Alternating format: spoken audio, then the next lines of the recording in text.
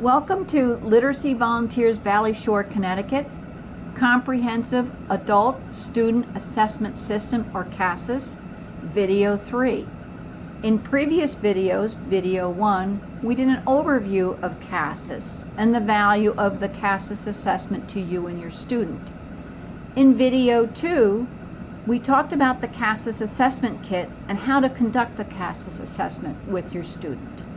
And again, in this video, we'll be talking about scoring the assessment and evaluation of your student levels. So let's go through how to score the assessment.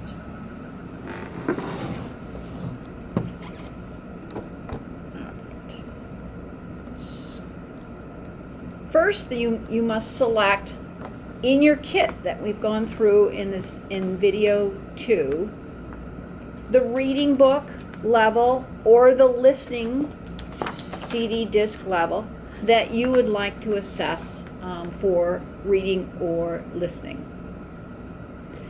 Then you use, which we showed you in the second video, the yellow answer sheet. There are copies in the kit that you would give your student to circle the right answers on the sheet. Once you've completed the assessment, whether it's reading or listening with your student, and just as a reminder, you do not have to do them both at the same time. You can do them in separate lessons as you see fit. But once the student has finished the assessment, then it's time to score and determine your student's level. So your first step for scoring is to take the yellow answer sheet and then go through and mark which answers are correct and which ones are wrong. To do this, in your kit, there are teal colored sheets. The correct answer is on those sheets. For today's example, we pretended our student did the reading assessment 82 level A. So you would find on the teal sheet the form that you used, 82R, and then correct and score the answers. And there are sheets for listening and sheets for reading.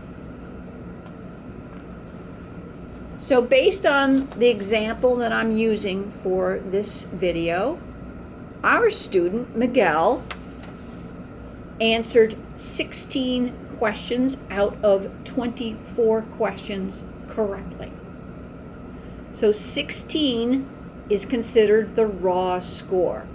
And again, there are instructions in the book, on the kit, on how to walk through this process. So I have recorded on the yellow sheet the number 16 by the raw score. Now that you have the raw score, the next step is to use the scale score conversion chart. Define the scale score based on the raw score you recorded. So let's go to that. It is a green sheet in this folder, and it does say on the top, score conversion chart. So based on this student Miguel and 16 correct, and using 82R as our assessment form, again that's beginning reading assessment, I go down and find, based on 16 correct, the scale score is 195. Again, I don't expect you to be able to read that through the video, but that's how you use this chart. So now we have a scale score of 195. That levels to an even assessment, so whatever level you're taking, or whether you're doing the first or the second version, there is a scale score. So your next step is to take that scale score and convert that into skill level descriptors. The skill level descriptors are on a pink sheet in the kit. So right on this side is this scale score. So our student, based on 16 correct, had a score of 195. You can find 195 about where my finger is on the pink sheet. So based on that scale, our student is high beginning ESL. So then you take your yellow sheet and you record on the sheet that the student is at a high beginning ESL level. So the final step, now that you've had the student go through the assessment, you've scored the yellow sheet, you converted the raw score to the scale score, and then you've determined the skill level descriptor is okay.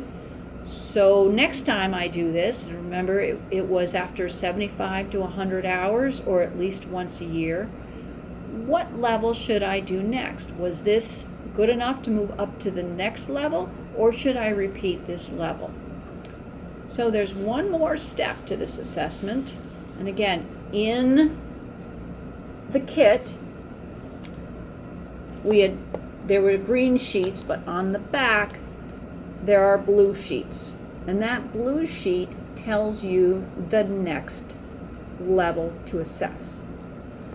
So going back to that scale score for an 82R reading assessment at 195, it says that you should, on your next assessment, do level B, which is the next level up. Remember, this was level A, or AX, which means that that's that level A that had two levels. They had the A and the RX. AX is the same as RX.